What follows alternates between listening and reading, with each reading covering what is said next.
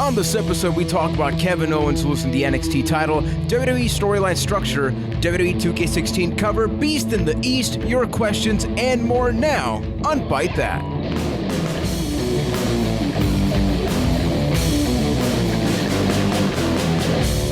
Welcome everybody, you are listening to episode 98 of Byte That, a weekly podcast where we sit down and have this consistent conversation about the WWE and maybe the rest of professional wrestling. Thanks for tuning in and checking out the show. Remember, we are available every single Tuesday on iTunes, Stitcher, TuneIn Radio, ByteThat.com, and of course, for this and tons more, go over to our YouTube channel, youtube.com/ByteThatCast, Wrestling M&O, Byte That, Instagram, Byte That, and the rest of social media, Byte That, but you add a cast to the end of it. My name is Juan Velas. I am from San Juan, Puerto Rico, and as always, I'm joined by the full staff. First, from Boston, Massachusetts, the king of charisma, Ryan McNulty. I'm very tired, but I'm here, and I'm trying to keep energy levels at a high. Feel the power! And then let's keep going. So from Winnipeg, Manitoba, Canada, Keith Poshik, people. Ryan, I will share my energy with you. Get into the spirit bomb position. Let's do this. I'm trying to power it up. Well, you gotta give it a couple of episodes before that can really be effective, but as every week is, we have a lot of discussion topics that we're going to be bringing up. There's one in particular where we don't know what's going to happen. We're just going to lay it down, and we're going to shoot the crap until we see whether things get a little bit too serious or not. But before that, I did post my full Beast in the East review over at the YouTube channel, but I want to get some feedback from you guys, your overall impressions about, the fact that it was a different time zone, different hour, show structure, even match pacing was very different. So what'd you guys think? It was so nice to wake up Saturday morning and watch wrestling. It was just such a nice change of pace. I mean, technically you could go back and watch anything on the network on Saturday morning, but it was nice to watch like new wrestling on Saturday morning. It was really good. And overall the show was pretty good. It wasn't like anything mind-blowing, but there were a couple of really good matches, and yeah, it was great.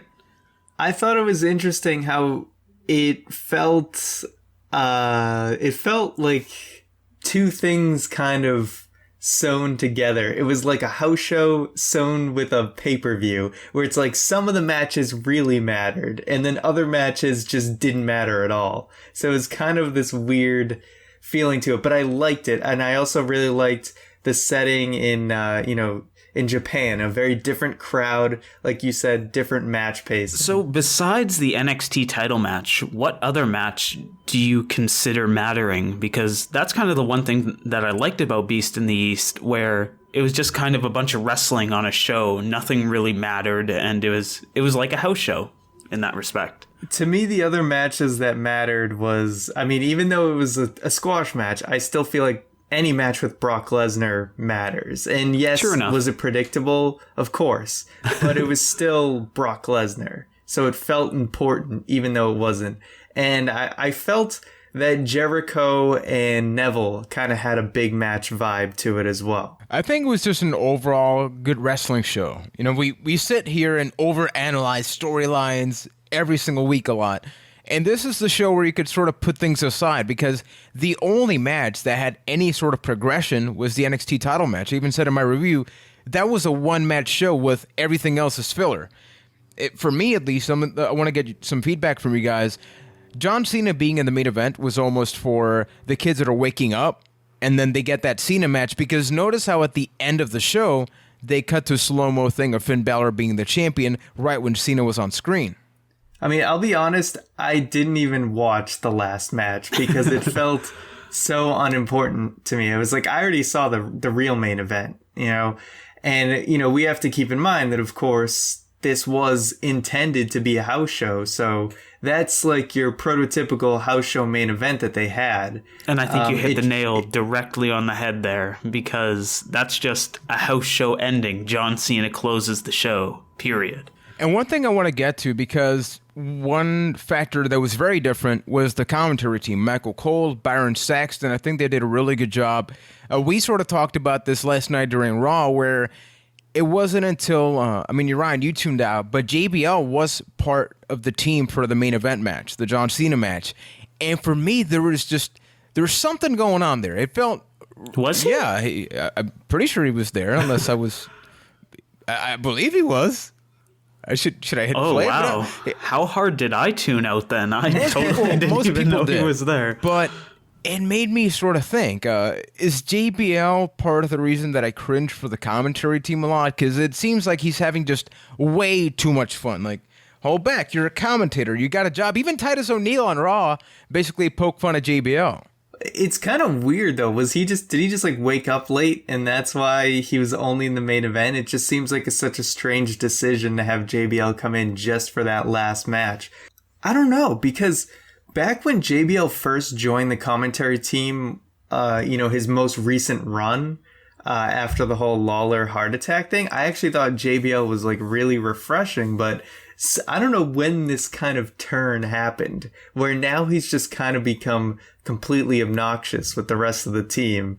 But like the commentary was very different, but you could attribute that to a lot of things. A two-man team and the fact that since it was not like a pay-per-view or Raw, that it wasn't as heavily produced, they don't have people in their ear as much. So, there's kind of multiple factors. I think the one big thing that really made it feel different was the fact that they focused so much on the actual matches themselves, and they weren't afraid to talk about like things outside of the WWE, bringing up New Japan and stuff like that. So it's kind of hard to attribute it to JBL being the problem from that respect, but in comparison to what we usually get on Raw, this was so much better. I guess it could be a fact that Vince was sleeping during this time, so it's like, hey, quick, let's just call him. Does Vince McMahon sleep? Yeah, I think that's the better question. That's probably the scheduling with Beast and East. Like, Vince sleeps for these 2 hours, so we got to get something out of this. It was during like his workout time, or something. But now in contrast, so last week on Raw, we talked about the opening segment with, Seth Rollins, the Apple Watches guys, totally, and then all these things, and we thought that was going to be it. They posted some Kane Hawaii pictures on WWE.com, but now on Raw, they felt the necessity, the obligation to just have consistent segments about Kane having fun in Hawaii and playing off like those terrible Photoshop things were real. Just one line. How can the WWE's video production staff do such a good job, yet their Photoshop game is so weak?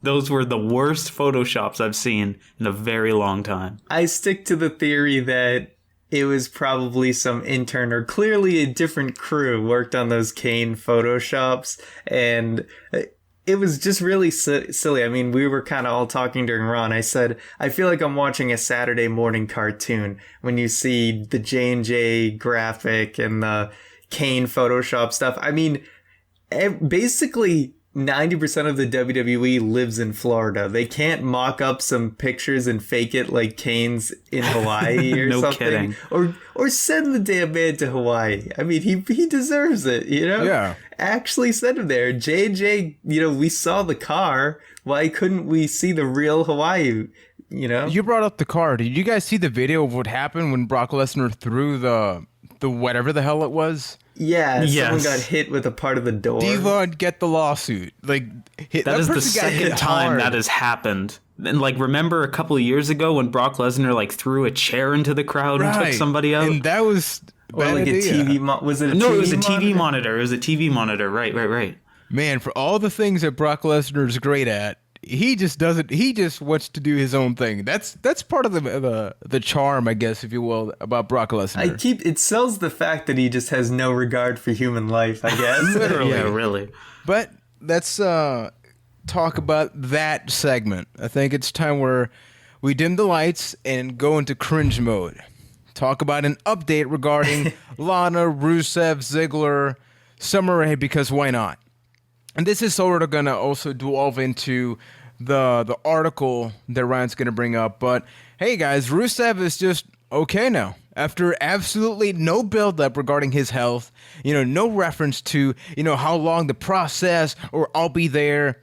He just beats the crap out of Ziggler. And honestly, I felt nothing at all And that worried me a lot because they tried something and it just didn't work for me. See, this week I actually felt something, and it was a positive feeling, and I think that's the big differentiator. I'm actually happy that Rusev's back on the roster. That he's not. I was going to say the exact same thing, actually. Because now he's not just this like helpless guy. He can actually go and wrestle again. There can be development in his career, hopefully. But I think the more interesting point about that segment is the fact that they potentially wrote Dolph Ziggler off of TV. Did you guys feel the same way about that? After that beating, yeah. Definitely possible. I don't know how long term. I feel like there still has to be a match. So, but I don't know how, at least in the near future. So maybe he comes back for Battleground? I don't know. I don't think it's like a long-term write-off. Well, it's hard because obviously there's the whole contractual situation. I'm going to bring up a question we actually got from Wrestling Amino about this from True Prince of Pro. He says, "As always, love the podcast. My question is, are Ziggler and Lana heels in their feud? Because on Raw, Summer Rae talked about how much Rusev cared about Lana and how she left Rusev when he got hurt. Also, Ziggler threatened to injure Rusev and hurt his other leg. And then this week, it felt very much like when Rusev attacked Ziggler, I was rooting for him as a character, not even trying to be all smarky. I'm like, hey, you've been bullied to hell and back the past couple of weeks. You finally get your payback, yet he's supposed to be the bad guy? It doesn't make sense." I think indirectly, True Prince of Pro is 100% correct on that, just because the fact that they completely ignored Lana and her past in this feud almost makes her seem like the bad guy. Like, it's almost like Lana's kind of in denial of the fact that she was really the mind behind Rusev, and she just are trying to play it off.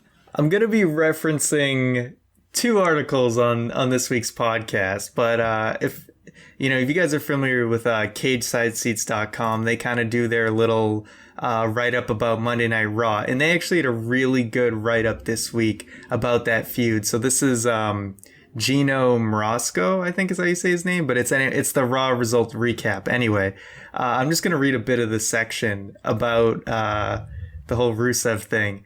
So he says, let's just get this straight. Rusev breaks on the scene with Lana as his master and crushes all of his opposition. He is a monster who listens to her and only her. In fact, he wins each of his matches only after she orders him to. He quite literally takes all his direction from her. Finally, he runs into an opponent he can't defeat, John Cena, and it causes some dissension with Lana, who may or may not have helped him, who may or may not have played a part in his side.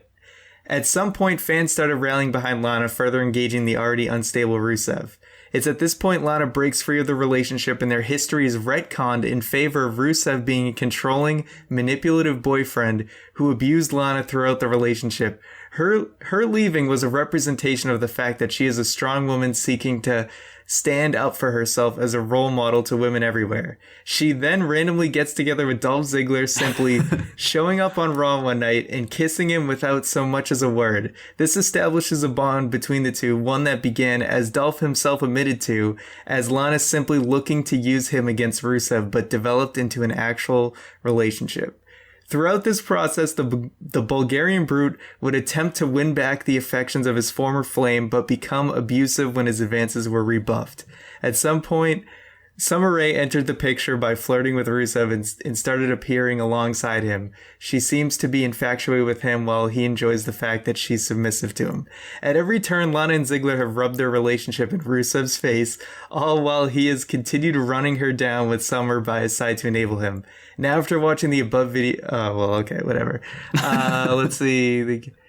Okay, well, he says, after basically watching this and what they've given us, who are you cheering for? Basically, in this scenario, everybody looks like a terrible human being. And I thought that was just a great way of kind of summarizing everything and just realizing how badly written this story is. Exactly, because, for example, my bachelor's degree is in digital film production, and one of the first things you learn is a story. Oh, look at Mr. Fancy Pants here. Oh, yeah, but it sucks because there should be a basic story structure regarding anything that we watch on TV, because wrestling doesn't just compete with wrestling. How many times do we bring up the whole Breaking Bad thing? I'm not going to get to all those things right now, but this example can go with the Bellas, can go with Alicia, can go with almost any storyline where you can tell they sort of know what the turning point is going to be, and then they just justify everything else before that. Oh, well, Rusev has to face Cena, and we know that he's not going to really end up beating Cena. So Lana has to go somewhere. Just pair her up with Ziggler, and based on the crowd reaction, we'll just bullcrap our way into it. And they did. And it kills everything. Because notice how this began with the Divas division, but it's like stretching out. It's slowly going into other things. Let's put it this way. Wrestling, the way that wrestling tells stories, because it's over years. I mean, you can reference the whole Wrestling Isn't Wrestling video where Triple H's story has been told over, 15 years or whatever, or longer than that. And you can just think about the fact that if someone has to do a story this long and keep the train moving constantly, you're going to contradict yourself. And that's fine. We're allowed to excuse that. But when it's things that happened a month ago, 2 months ago, and you're already trying to retcon history or mold things, and it really kills it. It's like, I don't know what the proper set amount of time is, but it's like, I don't know. You know what I'm saying? Yeah, I think what you're trying to say is that there's an art to subtlety. If you just kind of gradually shift in this new direction, people aren't really going to notice it. But in this case, you went from A directly to B, and you just barreled to that point as hard as you could. They're both coming out on a tank 2 months ago, like the pride of Russia, and now one's Bulgarian and one barely speaks Russian or with an accent. Now they're trying to throw that aside. The funny part is that NXT is supposed to be the developmental territory for WWE. From maybe a wrestling standpoint or characters, it may be, but from a storyline standpoint, you can easily pinpoint Sasha Banks' entire development from being a jobber diva to being sort of Charlotte's lackey to becoming the boss. But with Raw, it's really difficult for just any WWE main event product. When do you pinpoint that moment for a wrestler right now? It's difficult. The only guy that does it is Kevin Owens right now, because that, I think, is at some point going to come up with the list. So Kevin Owens lost the NXT Championship at Beast in the East, right? We know that much. Then throughout the whole process of Raw, there's no real reference. As a matter of fact, we even thought, who's going to come out for the U.S. Open Challenge? Because it's going to be the main event of Raw, which is weird. So Kevin Owens comes out. Then Cesaro comes out, says, I'm going to fight for the championship. And Kevin Owens is like, okay, cool. Peace. And just walks out. Just something about the character from one week to another was completely different. Because the week before, it's like he had a purpose. Now it's like, well, they took my thing, so I'm going to take your thing now. And he's become like a 5-year-old. Maybe I'm overlooking this a little bit too much, but this is how it starts. This is how we are trained to see these things develop. Character integrity that's the most sacrificed thing on Raw lately. It makes sense for Owens to come out and be like, I'm pissed off that I lost my title, so I want yours right now.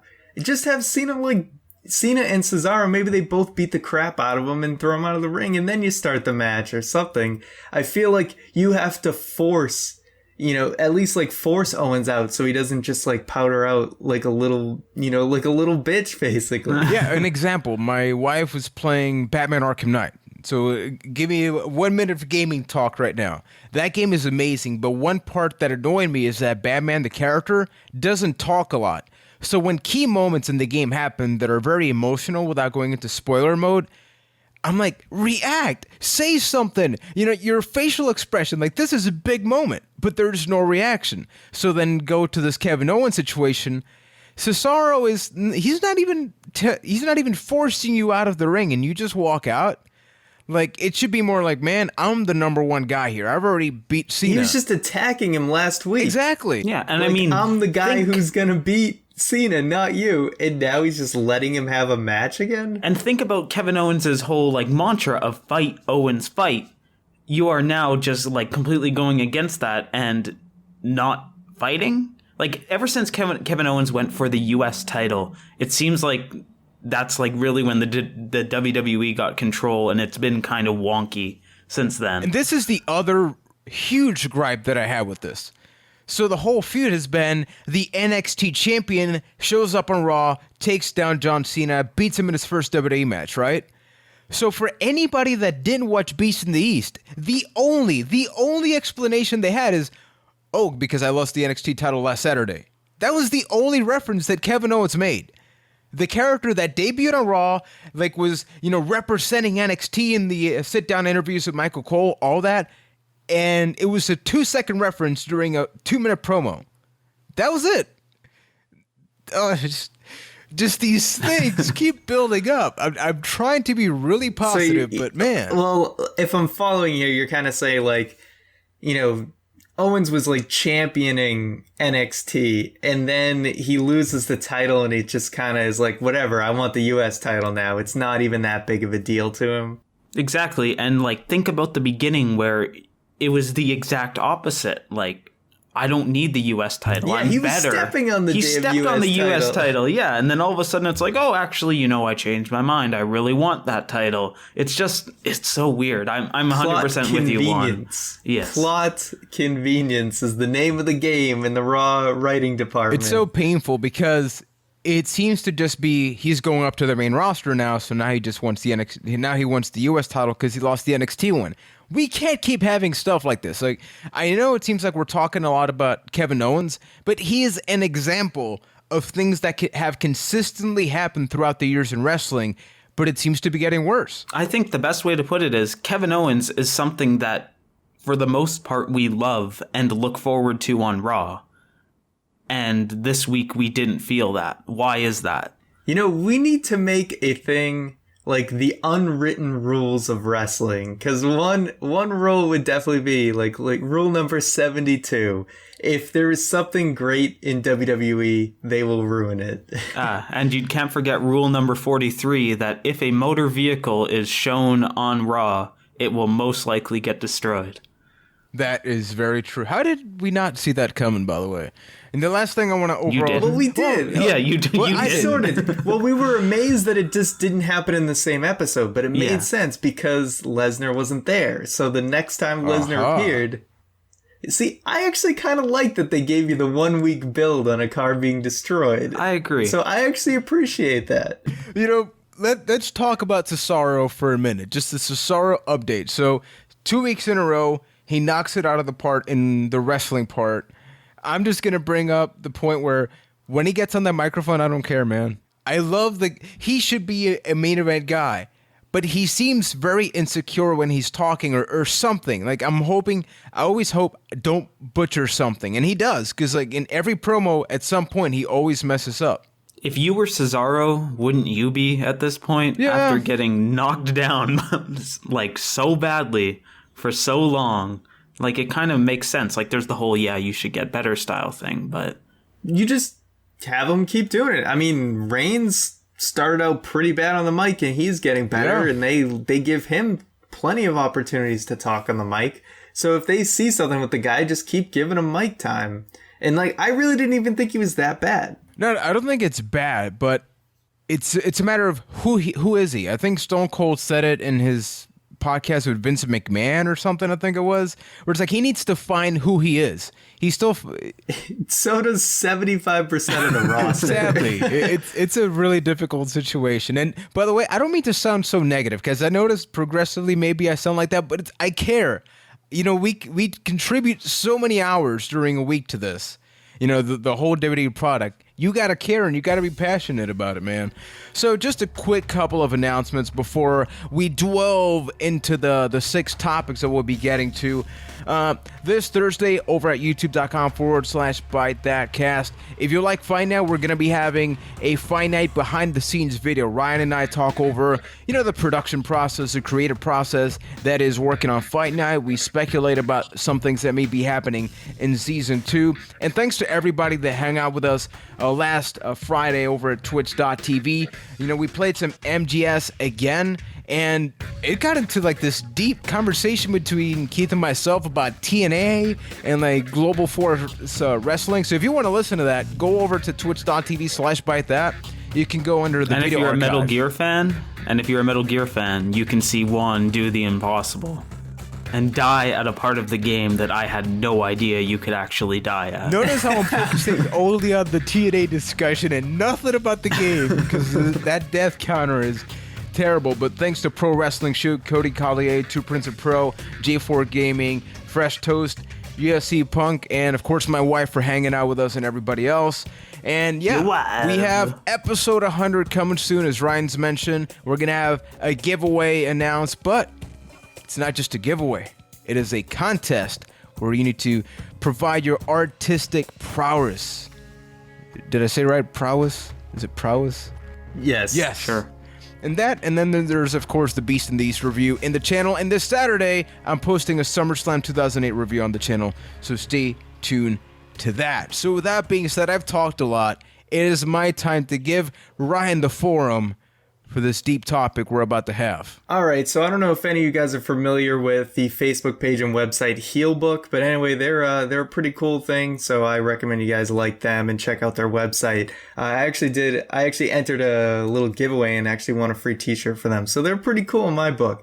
Anyway, I came across an article that they did, and it's just credited to Heelbook, so I don't know who the actual author is, but it's 6 problems WWE Creative needs to tackle and how. And I'm going to kind of go through each one and we can kind of talk about it because they make some excellent points. And I will tweet out the article for anyone that wants to read the full thing because it's definitely worth a read. So step 1 in WWE Creative is there's no setup. And their prime example of this is Ziggler and Lana. You know, they say the real scenario, one day after weeks of taking Rusev's abuse, Lana decides to pack up, leave Rusev, comes out when Dolph's in the ring, kisses him. Why? Just because. And it's kind of this just because storytelling that they do. And, you know, they give an actual scenario of, oh, what if there was, you know, Rusev's being abusive and Ziggler is kind of the one consoling her, and it kind of sets up for eventually then they get together. So it makes sense and we don't feel lost as to why she's choosing Ziggler. So they have some other examples like the Bella's acting babyface, then heel, then babyface again. Why? Just because. The return of the anonymous GM, who had already been revealed as Hornswoggle years before. Why? Just because. Bray Wyatt's random interferences in feud-ending matches. Why? Just because. F you. That's why. So this is something we bring up a lot. Like, how do you guys feel about this? I mean, they're spot on. They're completely spot on with that point. It's I think continuity and wrestling just don't go together, and these are shining examples why. It makes at least me feel a lot better because, of course, we talk a lot about this, like almost on a weekly basis. And even before I bring it up, I think to myself, people are going to think I'm just, you know, repeating the same thing over and over. But it's the same show we tune into every week, and it keeps happening. So what am I supposed to do? Ignore it? Act like it doesn't bother me? I mean, it does. All right, so we're going to move on to number 2 in creative writing problems in WWE. So number 2 is no character variety. See, it's entirely possible to argue that at present time, WWE's roster is in great shape, despite a few exits under the same roof. You have the poster boys in Cena, Orton, and Lesnar, go-to part-timers in Undertaker, Triple H, Sting, Jericho, young guns with Rollins, Ambrose, Reigns, technical marvels, Neville, Kidd, Cesaro, and a slew of ridiculously talented people, Balor, Owens, Zayn, women wrestlers like Charlotte, Becky, and Sasha. They're, you know, despite this enormously talented roster, character-wise, they're mostly stale. Whereas, you know, basically it comes down to you have Wade Barrett, Sheamus, and Big Show, who are all unique in their physique and their attire and everything, but that's where it ends because they all heels react the same way and all faces react the same way. So they kind of basically summarize it by saying, you know, basically, we have faces and heels, and all the faces act the same, all the heels act the same. And they reference someone like Crash Holly, you know, who was a, you know, small but crazy wrestler who believed he was tough as nails, super heavyweight, who could clean everyone's clock, which is like, you could describe, you know, there's more character description to Crash Holly than almost anyone on today's roster. I think the best comparison with that is ECW, and the fact that we always talk about work ethic and, you know, workhorse and all these things. If the characters suck, you can have a 5-star match. And that first time, it's going to be super awesome. Case in point, Neville. It's like, yeah, Neville's on the roster. And I was like, Neville's there. He's going to do this flip thing because there's nothing else after that match. Yeah, well, look at it. They actually broke it down perfectly to all the archetypes we have in today's WWE, and pretty much nobody goes outside of this. So there's ass-kicking baby faces like Reigns and Lesnar, clean-cut heroes like John Cena, wrestlers like Daniel Bryan, Cesaro, Neville, chicken shiat heels like Rollins and the New Day, and crazy mysterious gentlemen like Taker, Sting, Balor, and Ambrose. Like, is there anyone outside of that? Nope. I'm trying. No, I'm trying not really. really. I'm really trying, man. I got nothing. All right, moving on. Yeah. All right, no personality driven character I just design. got to point out, Keith has this face of just like, man, Disbelief. this is painful. So It hurts, this is how you 'cause know they're this so right. article was made for us, because they reference Breaking Bad. Exactly. So basically they were saying... Fun fact, never seen an episode. That needs to change. Wrestlers are merely taking turns at using the same antics, which even the less savvy fans come to recognize and anticipate, consciously or unconsciously. This leads to predictable product, filled with characters with little else to distinguish them other than another look. Imagine Walter White and Jesse Pinkman from Breaking Bad reacting to a badass drug dealer moving in on their action the same way for 5 seasons. Not just the same way over time, but in unison. The difference in reactions are what make their characters so unique. Walter White first reacts fearfully but quickly bounces back to thinking through and then just being outright ruthless. Jesse craps his pants, runs away, takes drugs, makes even worse decisions, then usually, due to mounting pressure, does something and manages to help Walter stay alive. In WWE, it's like faces and heels. Pretty much my point earlier. Faces and heels just react the same way. I want to see if there's anything else. There's one part of the article I want to bring up, which is the live audience reaction, because I think this has been the biggest justification. Like, where was Raw last night? Chicago. So everybody's, smarky crowd. Everybody starts stigmatizing. They start attaching these labels to the people. But this part of the article really popped a good one for me. The live crowd not only signals its own approval by popping or booing, but it also influences the approval of the TV audience in the same way a sitcom audience enhances the experience of a show like Friends or Seinfeld. Even entire characters and storylines can put over the moon with the right crowd reaction. Think of a show like Friends without the laugh track. Think of Scooby-Doo without a laugh track. For everything that we talk about the live audience, like, that one doesn't matter, when almost every audience, for example, goes, let's go Cena sucks, even though Cena has been a great part of Raw and the better part of Raw for a long time, that manipulates the person watching, especially if it's somebody brand new. But do you think that they have damaged that beyond repair at this point by giving the crowd a little too much power? Because it's like Ryan mentioned, they either do A or B, but they don't realize you can go deeper into this rather than just good guy, bad guy. It can be a neutral guy. It can be the Wolverine from the X-Men. Wolverine is the anti-hero. He's killed people, but he's also this, he's got this love triangle on the other side. You don't see that in wrestling. But to kind of like play devil's advocate, you're talking about giving the crowd, like saying that things should be based off the crowd, yet to use Chicago as an example, they were still chanting CM Punk last night. Well, hey, we're gonna get to that. Let me finish out the points. All right, fair enough. Because we kind of jump back into that. So number 4 is too broad of a target audience. I can summarize this one pretty easily. I think we all know that they're trying to please too many masters. There's you're trying to appeal to everybody, you end up appealing to nobody. So I think we all get that with Raw. There's a lot of segments that just don't feel like they're for you, and we've talked about that plenty of times. So that's an easy one.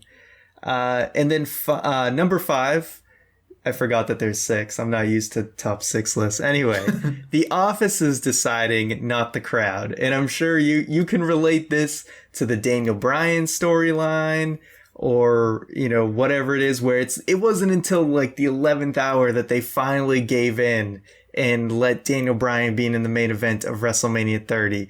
It's, and obviously another great example that they bring up is Zack Ryder, where it's like, even though the crowd was hugely behind them, the office decided to stifle that and put an end to it. Yeah, because Keith, to your point in going with this, it's not just pandering to the crowd. Like John Cena right now, wrestling-wise, he's gaining the support of a lot of the smart audience. Go to Squared Circle, go to places where a couple of years ago they would hate a John Cena match. There's a way where you can have the children enjoy the John Cena match and the adults, but you gotta go through trial and error. It's not just, well, we're gonna make good guy, bad guy, good guy, because that's what usually happens. How many times do we say the day John Cena goes heel, I'm just gonna hate it more, because then it's like, oh, they turned him just to spite me or just to get me to shut up. That doesn't work. Indeed, but I'm trying to think of a way to explain this, but if you give somebody too much of something they enjoy, when is the point where they just expect it? You know what I mean? Like, it's good to keep people at arm's length for a while. It's good not to just give them everything. And the backlash they get for that is sometimes, I think, unwarranted. I agree. And I think you kind of have it right where there is a balance, but it's pretty clear when Daniel Bryan, sure, the crowd, or people overreacted, to Daniel Bryan's build and how he was kind of, pushed down or whatever before he finally got his main event. But it's pretty clear that they were intending to just completely stifle it when they were basically throwing money away. And same with Zack Ryder. Like, there's no reason Zack Ryder shouldn't have at least been a mid-card champion for a decent amount of time and gotten somewhat of a push with the reactions he was getting. That's throwing money away. But at the same time, though, to use Zack Ryder as on your point, by the end of Zack Ryder's run when he got buried, were you not tired of what the brand that Zack Ryder built? Like, as a character, he didn't evolve or anything like that. Did they really do it any favors, though? Generally, From that WWE respect, no. will milk every dollar out of somebody. You know what I mean? They didn't even try, I feel like. I mean, the best example, and not to bring up Johnny Curtis, but the whole Fandangoing thing.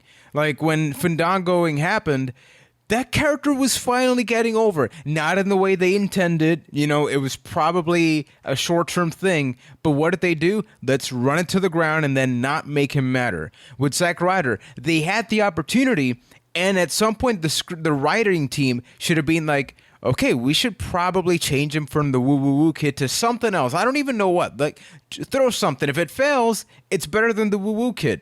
They kept doing that, so then they have Eve Torres kiss John Cena, and the guy gets thrown off a wheelchair. The people are not the person that threw them off with the wheelchair. It was the writing person that did that. So it's not pandering to the audience. It's not like, well, the audience like this, cool. But do something that will, as a character, make me progress. Not, hey, I added more moves to my wrestling arsenal, guys. You should like me now. It's one of those things that we talked about this way back when we talked about Eva Marie, where it's like, if there's something personal going on backstage, WWE will put their own product on the line to prove a point about something. They will make their show purposely worse just to punish someone or to send a message to the rest of the roster or something like that. And I just think that's insane. But, okay, go ahead, Juan. You brought up Eva Marie. Let's do this thing. I'm actually, what's going to be the best positive thing about the podcast? Eva Marie, and I'm dead serious. We still have number 6, but... Okay.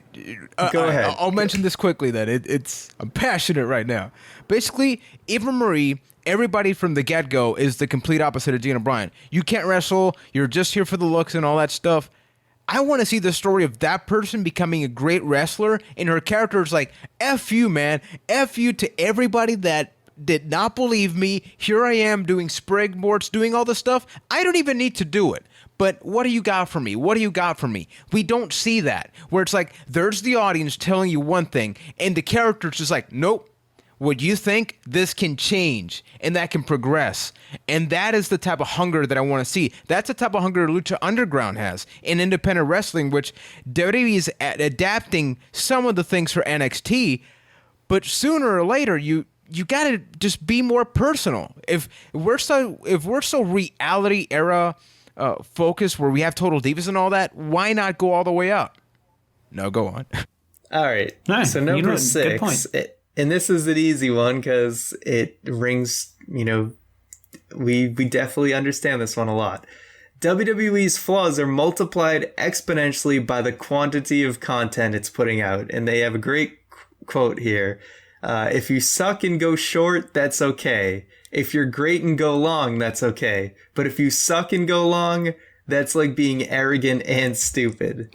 So, they say, like, let's agree, WWE's product right now is less than stellar, but in all likelihood, it would suck a lot less if it had the schedule of Impact Wrestling, Ring of Honor, or Lucha Underground, or you can even say NXT, their own thing that's kind of isolated in an hour a week, basically. So it's like, not only is the show bad, but it's like hours and hours of content every week makes it even worse. Quick tinfoil hat. Do you think Battleground is cursed? Because this happens every year around Battleground. It's a good call. Happened with Ryback, right? I don't think these problems have just only come up around Battleground. I know, but I think this is when they're like the most prominent around that pay-per-view. It's worse. But I think pretty much everything that's mentioned on here has been a problem for a very, very long time. And ironically, yes, absolutely. I think the network, if anything, has exposed that problem. Case in point, I can go back and watch whatever show I want, whenever I want, on my phone, on my TV, legally through the WWE Network, and start to see this thing that we're complaining about. It was there in 05, it was there in 99, and there are things that can be avoided. So I think that's why we bring up all these articles. So, let's talk about positivity, or at least I hope we apply positivity. The power of positivity. So on Monday, we saw the official reveal of the WWE 2K16 cover superstar, and it is this new kid on the block. I don't know if you guys have heard about him, but this Stone Cold Steve Austin kid, the new guy, he's the cover art superstar. What do you guys think of that? It was definitely unexpected. I'm pretty sure people were expecting Lesnar or Reigns, so it actually kind of caught everyone off guard. So it really makes me question, what do they have in store? Because, it was only a couple years ago we had the WWE 13 game with the Attitude Era is back thing. So I'm not really sure what direction they're going. But a few months ago, didn't they confirm that a huge part of the showcase mode this year is going to be Stone Cold Steve Austin's career? So from that respect, it makes total sense. And also, that's true. It's 16.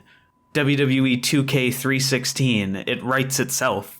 This is the only time they can do it for another 10 years. They should jump on this opportunity.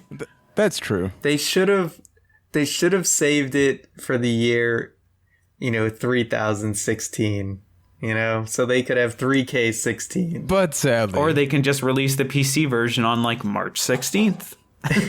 Nope, they gotta wait 100 years. All right, 1,000 years. I'm sorry. So I have a question for you guys. Have you guys ever taken a title belt and buried it in the middle of a field? Because I would hope what not. That's like. Well, I'm asking you. So if you hope not, then no. I've not. All right. I just wanted to know. Yeah, and just a quick note, it'd be cool if either for this game or just a future game, instead of going back into the Attitude Era and stuff, what if they did hypothetical scenarios, like Stone Cold's part of the roster right now in his prime, that type of stuff. I've said that before. My dream wrestling video game is, I don't know if you've ever played the latest Dragon Ball Z game, Dragon Ball Z Xenoverse, but the entire concept of that game is somebody messing with time and just kind of screwing everything up. Like, what happens if Goku couldn't stop napping Vegeta? And kind of the outcome of that. WWE 12 kind of do? Well, not necessarily what if, but they did original kind of different stories. Mm-hmm. But I'm thinking what if Shawn Michaels never got injured and beat Stone Cold Steve Austin at WrestleMania 13? What if Hogan broke his back body slamming Andre? What if Triple H never did the curtain call? Exactly. What if DX actually invaded WCW? Those are storylines that's how you go back into the Attitude Era and make me care about that game. That would be awesome. I think that'd be great. Yes, so also being awesome, I'm going to take it to you, Mr. Postchick, as we got a ton of questions. And where can they send us questions, man? Well, they have many, many places they can send questions, and we will receive those questions. You can do it on Twitter. Send it to twitter.com/bytethatcast. Shoot us an email, bytethatcast@gmail.com. That's the email. And Facebook, facebook.com/bytethatcast. And am I missing anything, Mr. Juan? Wrestling Amino, Byte That. And we have a lot of stuff. So basically, go to bytethat.com. All that good stuff is there. Oh, YouTube. Oh, yes, YouTube. Yes. YouTube.com/bytethatcast. Maybe next week I'll write this down and remember it. But on to the questions. First one comes in from D. Morgan, and he asks, does car insurance cover Brock Lesnar? Does it cover tornadoes? Because if so, yes. I'm pretty sure you need life insurance to cover Brock Lesnar, but Ask Joey. did Jamie the car Noble. Brock destroy have car insurance? I would hope so. Yeah, considering they drove it around the country, you would hope they insured But it. I don't know, because leaving a car in the vicinity of Brock Lesnar may just count as negligence, you know? Yeah, that's a good point. Well, thank you, D. Morgan, for the question. We will all go get and make sure our insurance is up to date after that one. Next question comes in from Mr. NKBE1324 on Twitter. No longer Juan's boy, apparently. But he asks... Indeed. He asks if I can give a quick recap of the house show I went to over the weekend. And sure, it was all right. Solid meh of a show. Main event was Seth Rollins versus Dean Ambrose in a, quote, Winnipeg street fight. It was fun. They brought out the tables. There was 2 table spots. They put each other through one. To kind of go back to something we talked about earlier, Bray Wyatt interfered in the main event and cost Ambrose the match. And my favorite match of the night would probably be the triple threat between Ryback, Big Show, and Miz. Surprisingly, they actually had they had a fun match. You know how we talk about house show matches, where they pander to the crowd more and just kind of have fun. You could definitely tell they were having fun. But yeah, overall, good show. And hey, that gives hope for Battleground. It does. I'm not going to ruin it, but they have a very good spot that they did there. And if they do that at Battleground, you will be surprised and be like, hey, that was a cool spot. Mark my I'm words. just thinking about what the hell is a Winnipeg street fight, but go on. I don't know what a Winnipeg street fight is. I've fought on the street in Winnipeg, and I don't know what a Winnipeg we street had a fight San Juan is. street fight here once. I'm like, hey, they're going to shoot somebody. That's awesome. Yeah. Ooh, that's dark. And the perfect way to end the question, so thank you, sir. Our next question comes from Ren at Ren Van Dam 420. Blaze it, bro. No blaze it. They ask, what is your favorite car-related moment in the WWE? A lot of car questions this week. When Stone Cold Steve Austin got hit by one, and it was the best thing that Rikishi ever did in his career. For me, it has to be Sheamus pooping in Alberto Del Rio's Ferrari. There's a lot. Did he poop in it? It's implied. Okay. And, it was terrible, and there's way better moments, but I'm just going to leave it at that. I'm just going to say it's when SmackDown went all cinematic, and there was one episode where The Undertaker kidnapped Teddy Long in a limousine, and then the limousine had a bunch of, smoke, and then that Teddy was Long so was bad.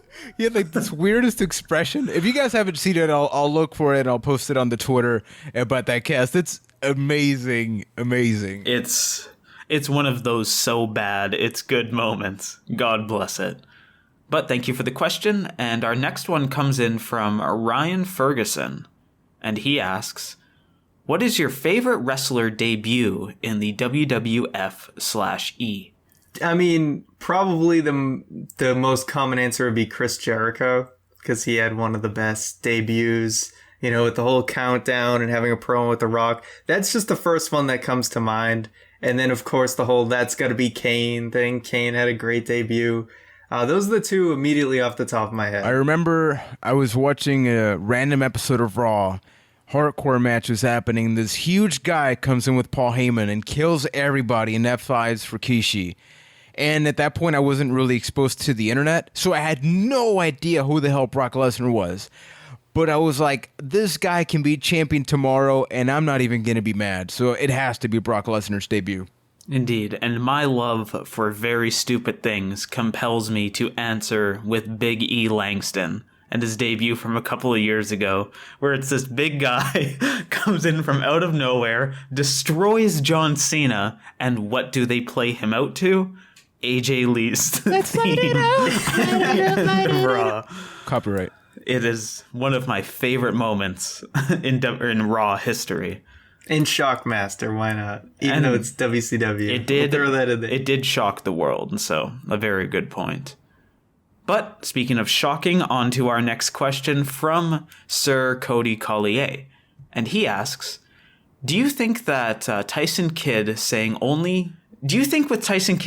only 5% of people survived the surgery that he just had happen, do you think that the WWE will ever clear him to compete again? I think him and Daniel Bryan are going to have one hell of a thank you for being here party, sadly. I think he's going to have a very short career if he does come back. Yeah, I mean, we are no medical experts, if you hadn't guessed. So I honestly have no idea, because, I mean, I guess if he survived it, there's a chance he can make a full recovery. But, I mean, you look at everyone who's had neck issues, and at the very least, it significantly shortens your career.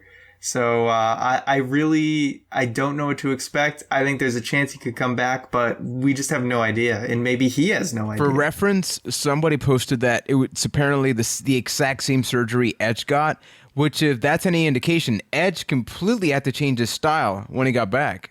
Because that was around 2002. But I mean, he was still able to have a lengthy career. Yeah, but keep in mind, WWE was a little bit different with injuries back then, so we got to see. Well, and also that Edge was still on the bigger side. I mean, he wasn't the biggest guy, but could definitely be a different style. Whereas like Tyson, it's like if he doesn't have that style, it's going to be hard for him to kind of move on. It really sucks. Yeah, agreed. And I mean, it's weird to even think about him returning right now. And I think it should be more just let the guy heal, rest up, see if he can do it. And if he can, great. If not, I'd say he had a pretty good run. But if he can't compete anymore, then don't compete, plain and simple. So on that happy note, thank you for the question. Our next one comes in from the Bloody Rat. And he asks, do you guys agree with JR that false finishes and wrestlers kicking out every time is ruining wrestling? Or do you think it's the opposite? Is it ruining wrestling? I think it's getting a little bad. I think it's a little over the top. It is one of the negatives of the Cena Open Challenge thing. Like, that has been the highlight of Raw this year for sure. But one thing that it's kind of like amplified finisher kickouts, like everyone's kicking out of the AA now, which just would never happen on Raw. So I think it's gone a little overboard. Cena's Open Challenge is not, the only offender of this. This has been a thing that's been happening pretty much every pay-per-view now. Like, there's a finisher kickout in every single match. And I think it's gotten a little bad in that they kind of need to dial things back a little bit. But I think on a pay-per-view, it's more acceptable / okay because it's the big event, right? Yes, more acceptable. Maybe one or two matches on a pay-per-view, but it's like every single match on a pay-per-view. Yes, now that is an issue. Yeah, because almost every single move is becoming a regular move. Case in point, Brock Lesnar. It's like, if it works, why not keep doing it? It's like a wrestling game. If I can do the attitude adjustment 20 times, it's technically the most effective move, so why not do it? There's a reason why it's built up, why it's the finishing move. And lately, it seems to be the setup to yet another version of the finishing move and another. And that kind of sucks because it makes every other move that's not the finishing one just matter that much less. And you want to know something that's ridiculous? I thought was terrible decision was during, I know it's just like a house showy thing, but the Beast in the East, why the hell was Neville kicking out of that super code breaker? Oh, right, yeah. Like, that was like, I'm like, what the hell? Like, Neville lost the freaking match, right? Why not have that be the finish? Like, it's a really good point. I don't get that. And I mean, I think this style has long-term effects in a negative form because think about it. Say 6 months down the line, John Cena's wrestling somebody on Raw and John Cena pins him after just one AA. does that make him look super weak at that point? Because everybody else can kick out after like a couple of AAs. Yeah, wrestling moves are almost like, it's like it kind of works like inflation, where it's like all Yeah, of a sudden exactly. moves like aren't as effective or whatever the hell. Like, because I mean, if you think about it, like the finishers in the old days, like Dusty Rhodes had the freaking bionic elbow, right? Or like a superplex was like a huge, or even just a regular deal. suplex, yeah. Yeah, even just a regular suplex and like DDTs and all that. And now it's like DDTs are everywhere and they mean nothing. So it's like, how long before you need 5 AAs before the guy's down? No, you know? and Exactly. it can continue to become an even deeper topic. The last thing I guess it'll say is that it doesn't just affect the move, it affects the selling of the move. Like, if you just kick out of the AA, how dare you sell a DDT such way? Just get right back up, because if you just kicked out of that finisher, every other move should just not hurt you. Hey, on Raw, when Kevin Owens got AA'd, and he was Owens just got AA'd like, and then- oh, my back. Yeah. But that's a little more acceptable. I mean, Owens wasn't in a match. He was completely fresh. But still, like he didn't sell it at all. And you know why?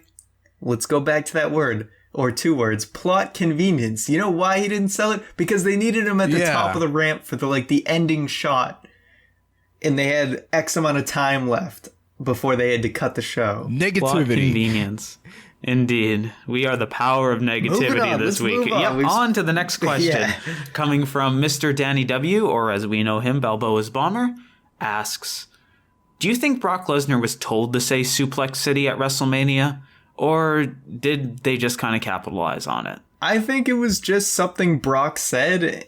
Sometimes just things happen and it turns into something awesome.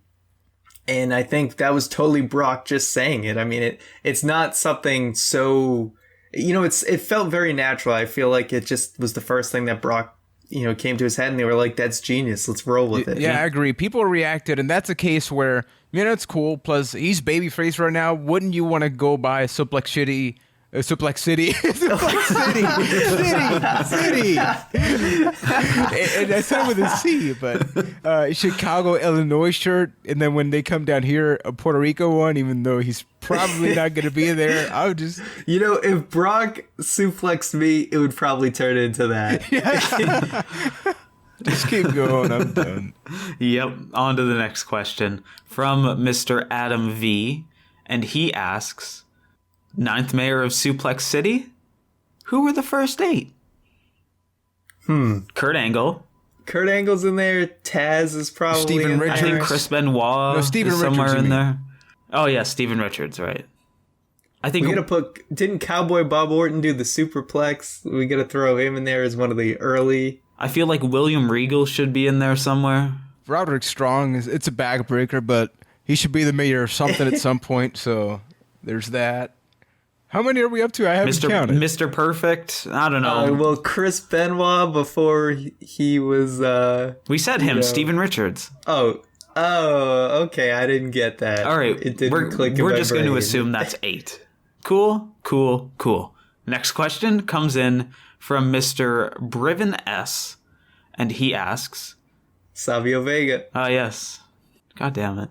It has to be said every time. Yeah, I guess so. I was going with the S. But Mr. Vega asks, John Cena is currently rocking the WWE roster, but his moves could have happened on WrestleMania. What do you guys think? I get the question. It's sort of the fact that WrestleMania is supposed to be the show where, things go to a new level, new moves are performed or something, and then Cena's just sort of doing it now, and it does take some sort of importance away from WrestleMania, so I sort of get if that's what you're talking about.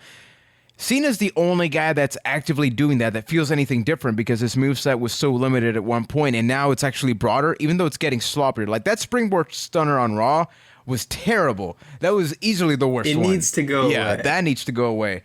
But yeah, I think it's cool, but whatever. Honestly, it doesn't have that long-term effect. I think it's part of 2 things. It's one, he's kind of become like the workhorse. So he's kind of working like an indie style. So that's why he's kind of bringing out these moves. And 2, if you're going 30 minutes, pretty much, like 20 to 30 minutes, pretty much every week on Raw, you got to start busting some new moves out. Usually Cena's Raw matches were like tag matches or short matches, so he could just kind of do his regular schmoz and win. But now that like every match is 20 to 30 minutes, and he's trying to have this kind of new workhorse style, and he's having one of the best years of his career. So I think it's pretty cool. Yeah. Plus, it's kind of neat that like it's a product of the environment. Indeed, and it's kind of neat. Like since every pay-per-view since WrestleMania, he's kind of added a new move to his arsenal. So it's kind of fun. Like come Battleground, I'm kind of looking forward to see what else he adds to it. But thank you for the question, and that's it for the Twitter machine. On to the old YouTube one. Our first one comes in from Kane Yo-Yo, and he asks, or more like he says, I like bowling. Is that a sport? I'm going to say yeah, bowling. I'm going to say yes. It requires some amount of strength, exercise, and precision. Yeah, I'll say yes. I tried it once. I was in a team called Pokemon, and that was my one and only game. I was in a bowling league one year, and we really liked the Zapdos Pokemon card, so we called ourselves the Thunderbirds because of it. So wait, you guys both had Pokemon-themed bowling teams? There's the connection. We find out more about each other every week. Gosh darn. Next question. From Mr. Jack A. And he asks, do you think Kevin Owens will beat John Cena at Battleground now that he's lost his NXT title? If he doesn't... Well, we can't give away too much because we haven't done our Battleground predictions yet.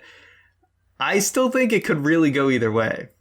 Hashtag cop-out answer. Indeed. I just think if he doesn't, man, lost the title and then doesn't win this one, a little painful. Agreed. I mean, if Kevin Owens doesn't do it, who does? That's kind of the question I have in my head. And until I can come up with an answer with that, I guess I'm going to go with yes. But yeah, I can totally see it going either way. So thank you for the question.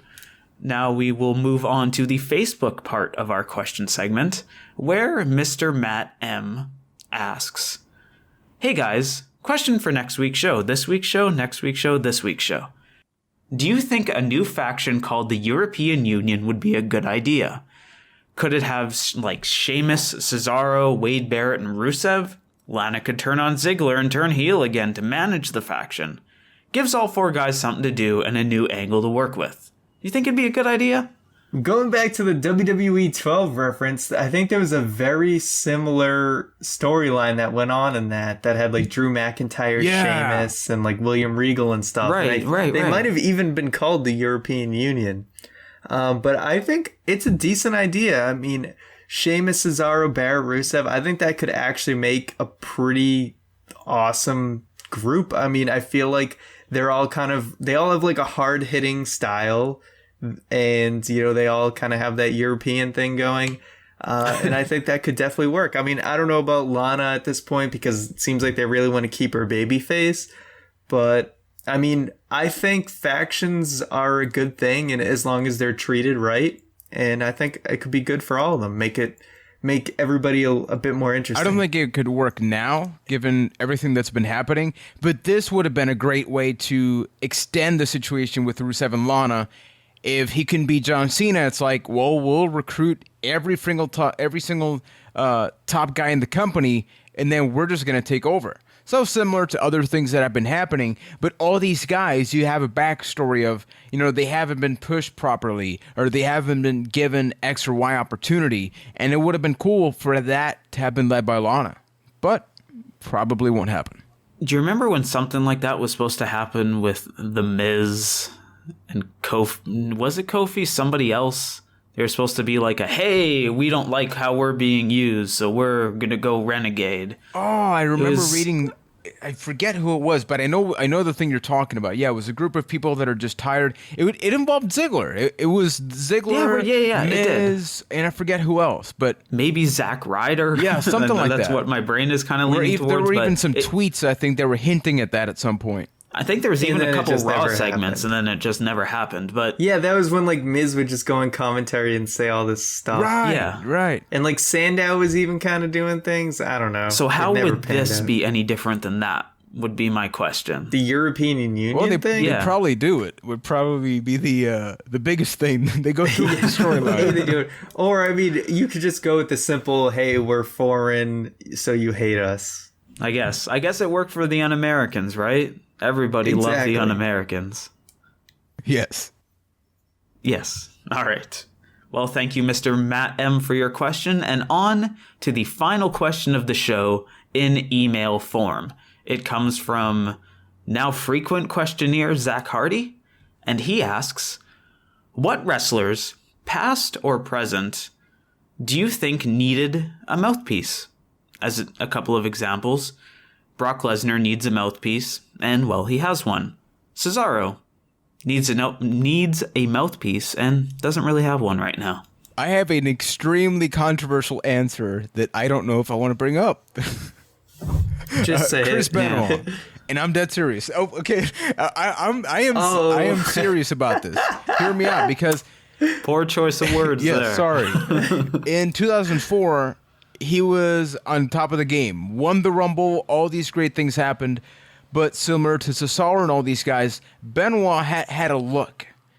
You know, and it's really hard for me to even talk about this for obvious reasons, but I always thought of that. What if he was just the guy that never spoke as a character and all these things? He had the look for a guy that could kick your ass, and this is legitimately becoming uncomfortable for me to even talk about. So I'm just going to say that and just have somebody like Paul Heyman. And they would have had history. Hey, I was in charge of ECW, and I gave you this opportunity, so I'm going to manage you. And it would have been weird, but it would have been different and good. I have always thought that they should have paired Paul Heyman and the Dudley Boys together much sooner than they actually did. I think that could have been a great combination that they never really capitalized in the WWE. Although, I mean, Bubba / Bully Ray, I think, was always pretty good on the mic. You know, he was able to kind of carry them.